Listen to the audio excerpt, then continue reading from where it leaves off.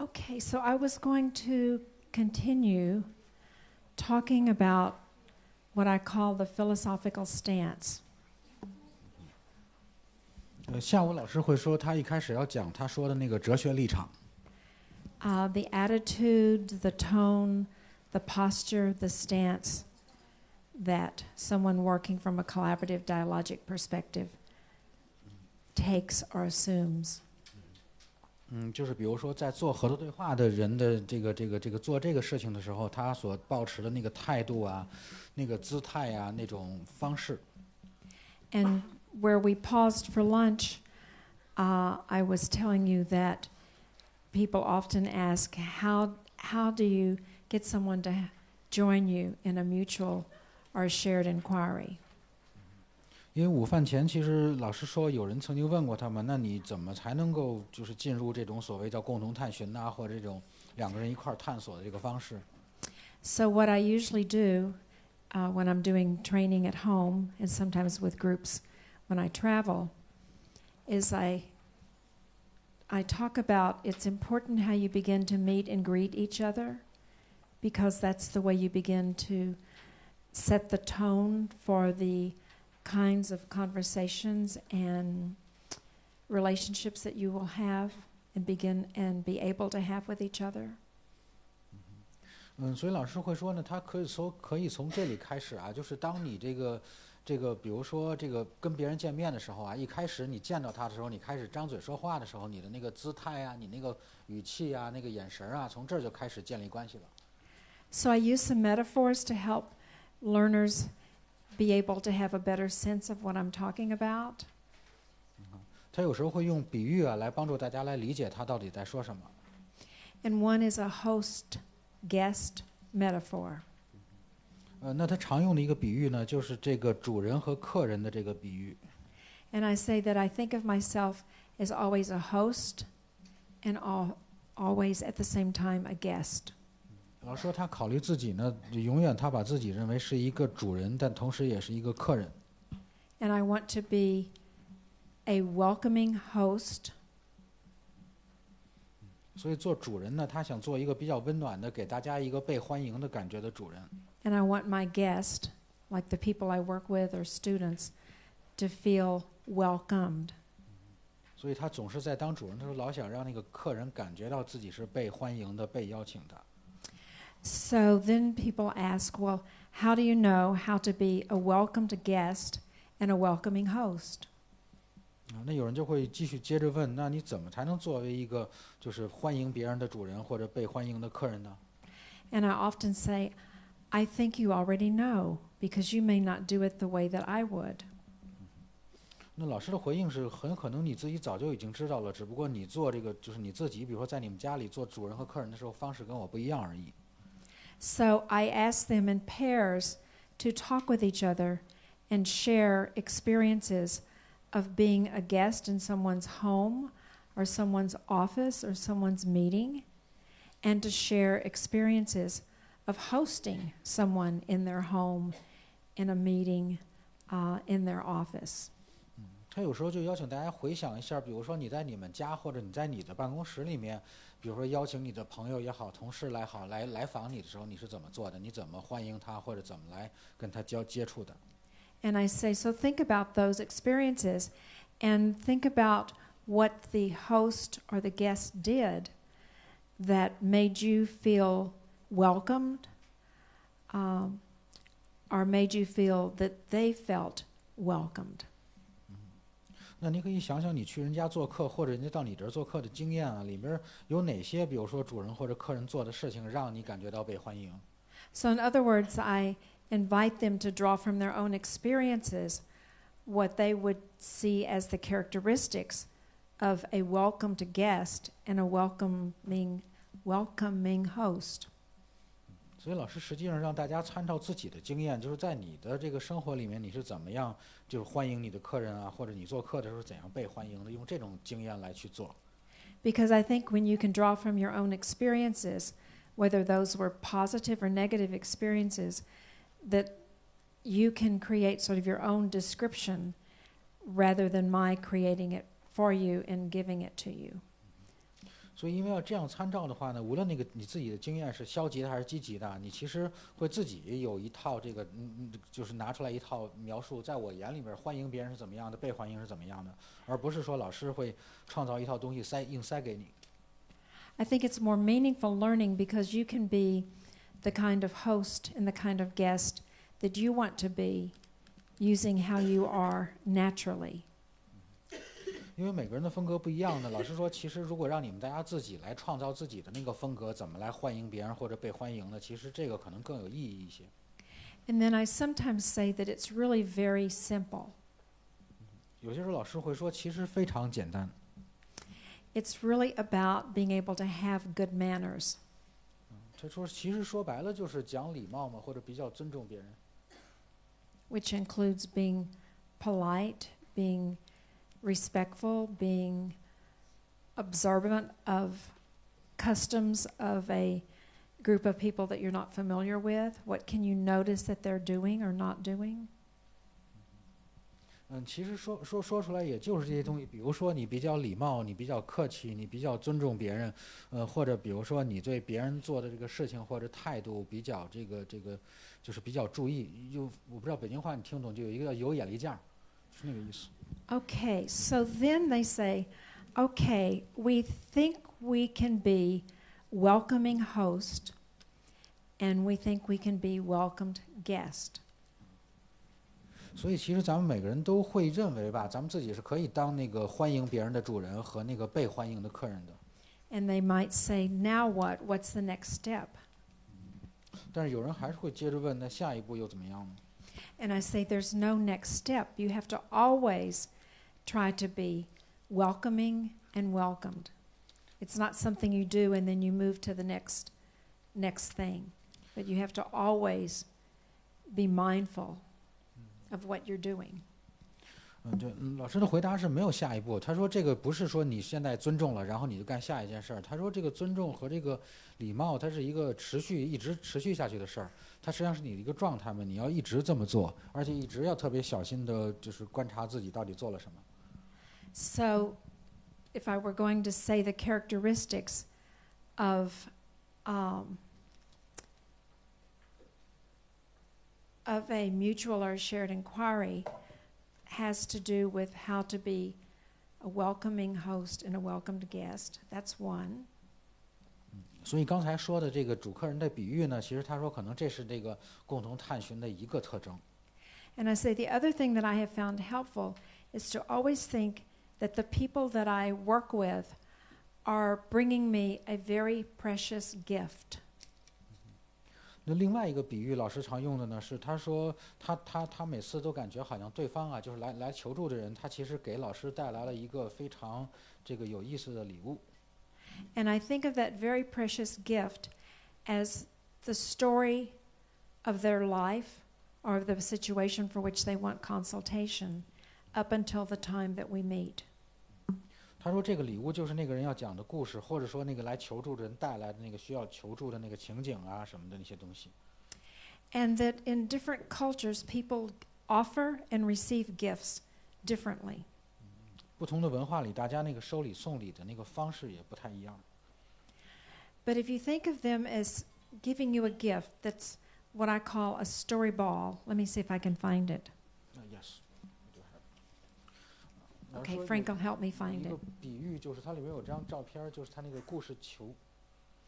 I think it's like they have a story of their life or the situation that's been composed. It's like they come with a book and they want to show me something about the book, about their life, about their situation, which may be a tough decision, a pain, a misery.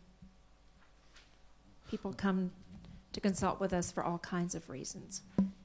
老师说，每次有来访者来求助的时候，他都会认为对方带了一个很珍贵的礼物嘛，就是他那个生命的故事或者生命之书。它无论是里面有一些情景需要帮助啊，有些决定需要这个做出来啊，还是有些痛苦需要分享啊，就是这样的一个故事球的一个礼物。So let's say that they have written a book about their life. 咱们来想象一下，就是这个求助者他本身为自己的这个人生写了一本书。And the night before they came, somehow the book fell into a paper shredder. What do you call a paper shredder in Chinese?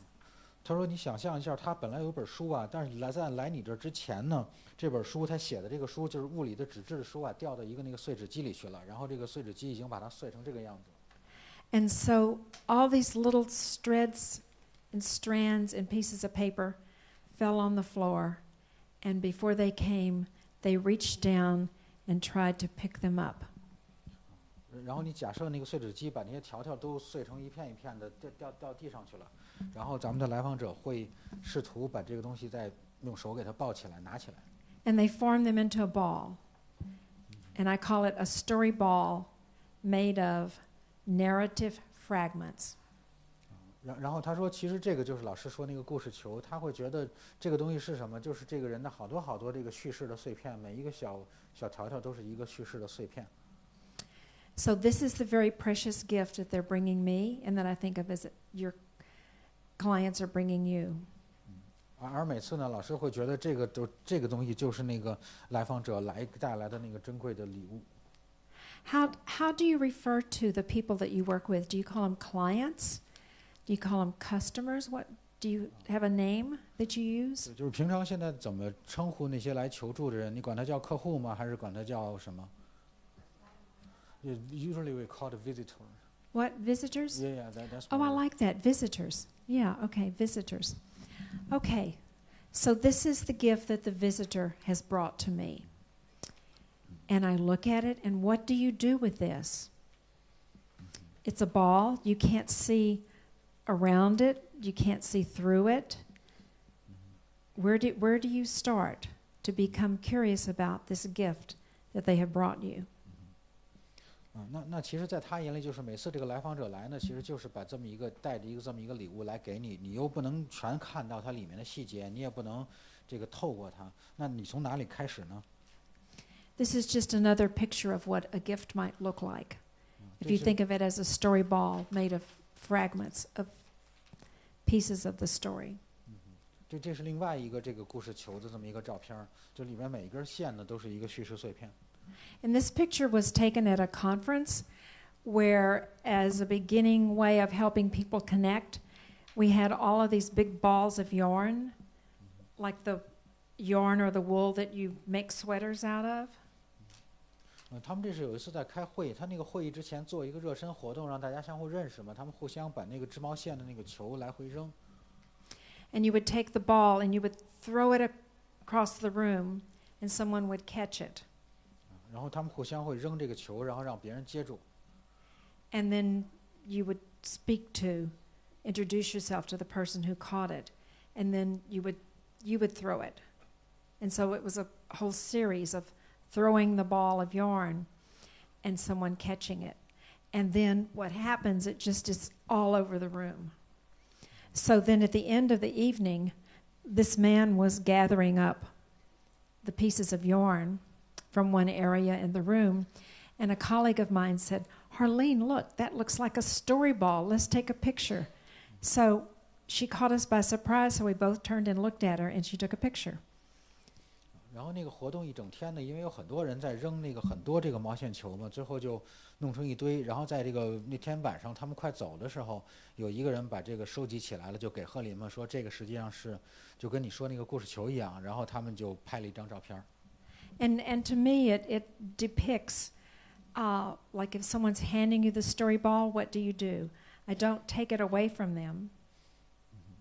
I just want to gently put my hands on it, touch it.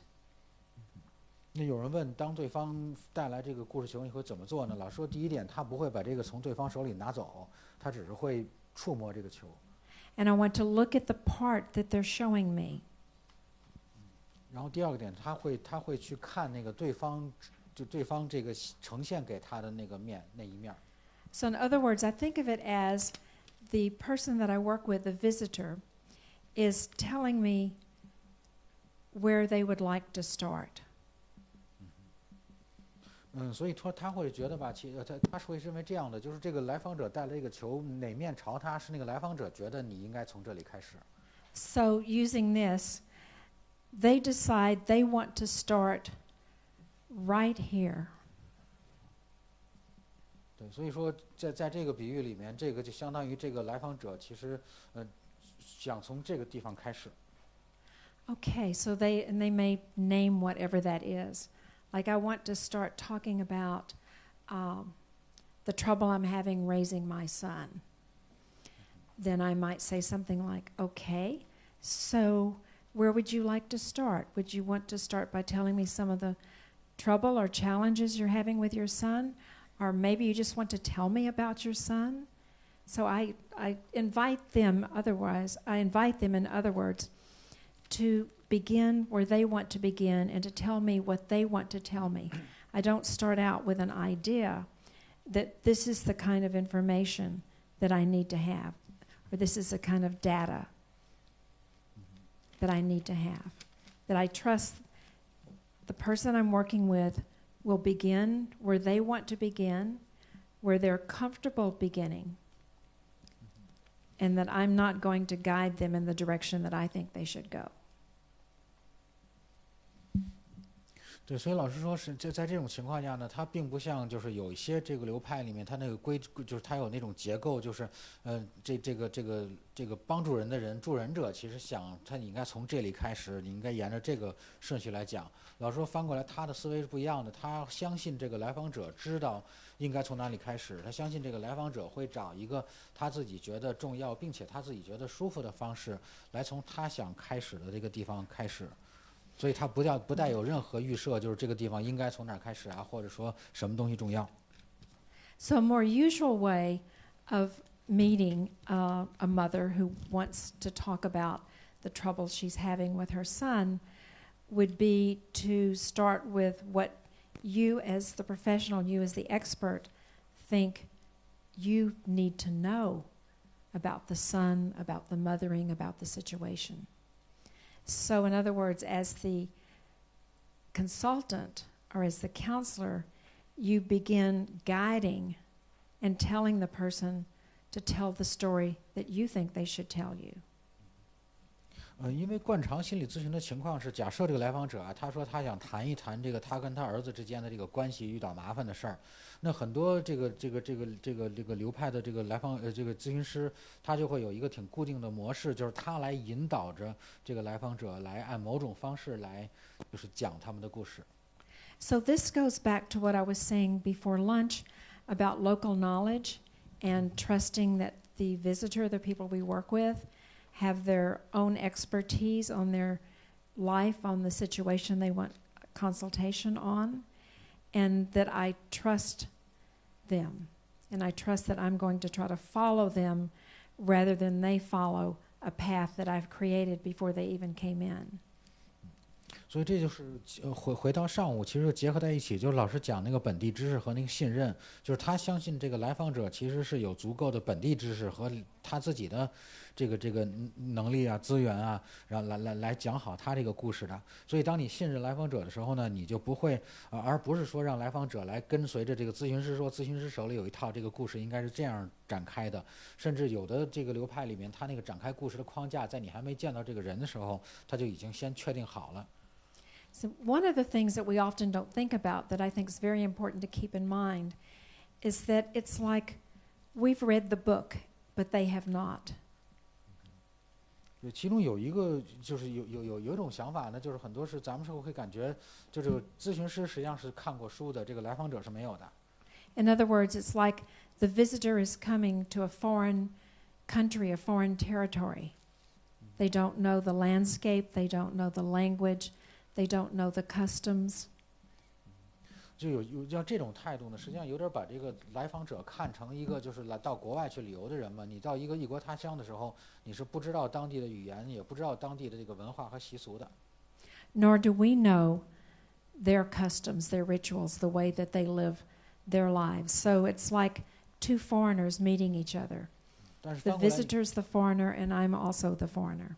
但是翻过来你会想想，实际上，你在他的生活世界里面也是一个就是这个外国人，就是你也不理解他的这个世界、他的语言啊、他的这个思考。所以在老师眼里来讲，这个咨询的时候两个人相遇，其实就相当于两个外国人相遇。So some people may have never been to a consultant before. They may only know about what a consultant or a counselor does from the movies or reading something in a book or a magazine. 咱们其实有些来访者是从来没有自己体验过咨询的，他们只是从比如说电影啊，还有杂志啊或者书上大概了解这个心理咨询的时候，咨询师是干什么的。So sometimes they come with their ideas about how we're going to be, what's going to happen, and sometimes they're not sure. So they're a little anxious about what's going to happen. And they're not sure they want to tell all the more personal or private aspects of their life or the situation at their job. 因为这样的有的时候这种情况会导致就是对方他其实不是很明白这个咨询师到底要干什么，这个情况下他就会比较焦虑吧，他也不太确定我是不是一开始就会把我那些困难啊那么详细的那么深入的告诉你，因为而且他也不知道后面会发生什么。So much like you were telling me this morning that your experiences with Shishawan is that she made you feel comfortable, she made you feel cared for, she made you feel respected, and she probably went slow to give you time to adjust to her and for her to adjust to you. 就像今天上午很多同学提供的反思，就是西轩老师可能他就造成了这就是给大家制造了这种氛围啊，就在里边你觉得舒适，然后呢你也觉得这个是被关怀，然后你也觉得被尊重，而且西轩老师会放慢速度，让你有机会跟他来这个调频，跟他来建立这个共鸣。So I want to be respectful that each person has his or her own way of telling a story, his or her own pace at which they want to give you details about their life. 所以范奎老师就会说呢，他说他就有这种信心和这个视角，就是让他觉得每个人可能都有自己独特的那个，就是讲述自己故事的这个方式。然后呢，他也每个人也有不同的这个细节，想让你展现他那个故事不同的细节。So it's kind of like you're in a different country and you go someplace and they're dancing and someone asks you to dance with them and you don't know the music. You don't know how they dance to the music, and it's like how when you dance with someone, you begin to learn how to do it together. 有点像你跑到国外旅游的时候，如果本地人他邀请你跳舞呢，你其实也不懂他们的舞是怎么跳的，你也不理解他们的音乐，那你只能就是摸索着尝试着两个人一块儿来开始决定到底怎么跳。So that's the way I think about meeting and beginning to work with, beginning to develop a relationship with, beginning to talk with a visitor, and taking the time to see how we're going to be together. 这就是老师想的，就是无论你是这个在做教练呢，还是在做咨询师啊，还是在比如说这个跟同事啊，就是两个人接触的时候，他说其实都需要花出一些时间来想两个人打算用怎么样的一个方式在一块儿。And if you think about your own life, think about how you are sometimes the same and sometimes different with different people in different circumstances, different situations, different context. 其实大家回想你自己的生活里面，其实也是就是随着不同的情景啊、不同的背景、不同的那个事件和不同的人，你自己的状态和心情也是有变化的。So different contexts, different situations, different agendas together bring forth or call forward different aspects of us. 对，所以每次这种情景啊、这种背景啊，导致你跟对方的这个不同的方式，实际上会让你展现你自己的不同的面相。So, continuing with, going back to, they want to talk about that little turquoise piece. And I say, 就假设回到这个图里面，就是那个来访者，实际上他只是想跟你展现那一点点那个蓝紫色的那个部分。So I may say something like, where would you like to begin? What would you like for me to know? What would you like for me to understand? I ask a very general question, inviting them to begin speaking about what they want to speak about in the way that they want to speak about it. 就是那个蓝绿色那小点点，可能那个就是这个来访者想要跟你说的，他比如说当前的处境或者他想到什么的，就从那一个小点他展现出来就是开始。And I don't know how it is in China, but in most Western countries, it's assumed that if someone begins to tell you a story or something that happened to them in their life, that they will tell it in like a sequence. They will tell it in a chronological order in which the events happened. 老师说他不知道这个中国是什么情况。他说在很多文化里面，一般一个人开始讲故事的时候，都会根据那个时间线来展开一个前后的顺序。And there are often ideas about how much of a story you should tell. 然后实际上大家还有这种想法，比如说一般情况下有多少细节你需要展示。And I want to, again, be respectful of the person in terms of their way that they tell a story.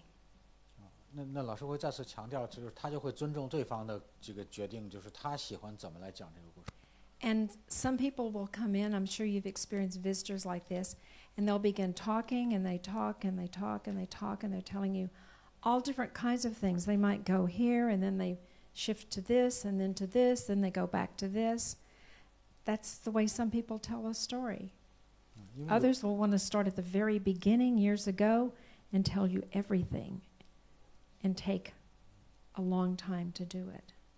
因为有的人呢，可能那个思路就比较散，他会这里说一点，那里说一点，然后来回绕。然后有的人呢，可能他就更顺序一点，他会从那个最早的时候开始，然后一路按照时间把这事情讲完。So I always want to be careful that I don't interfere with a person's natural way of speaking and telling a story. 所以他说，老师说他会很小心，就是自己不干扰对方那个自然的讲他故事的那个方式。Because I don't think there's a good way or a bad way or not so good way to tell a story. 老师说他自己并不认为有一个什么讲故事的好方法或者坏方法或者某种特定的方法。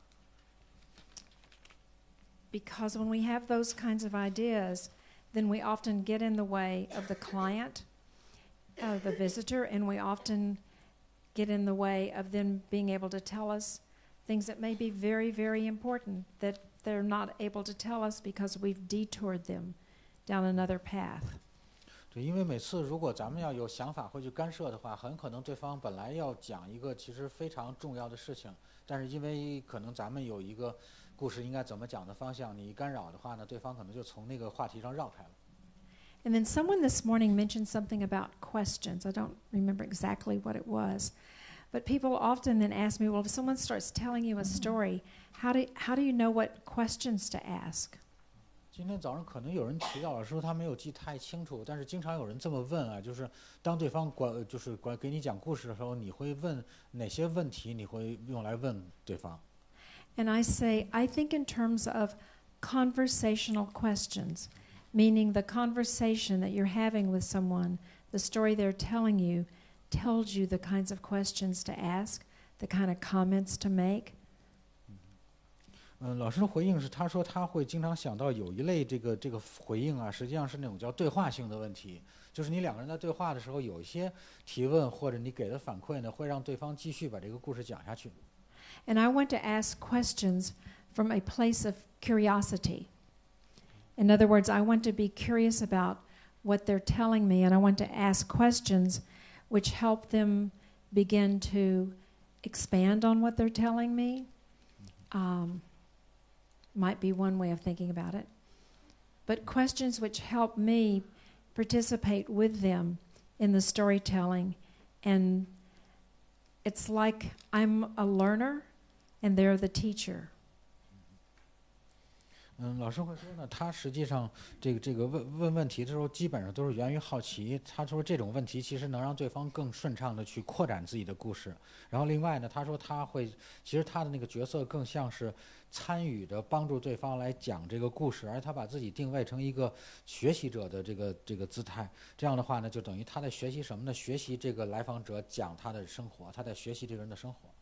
And what I have found in my experience over the years is that I am curious, and I begin to ask questions to learn more and to try to make sure that I'm understanding what they want me to understand, that what begins as like a one-way inquiry, I'm curious, so I'm inquiring, that begins to be contagious. 所以老师会说呢，好多时候他因为这种好奇啊，他就会问很多问题来，这个包括也是帮助自己更好的理解对方。然后他说，一开始可能这种好奇只是他对来访者的，但是好奇心本身是有传染性的。In other words, they catch my curiosity. They become curious about themselves and their circumstances and situation in a way that they haven't been able to be curious before.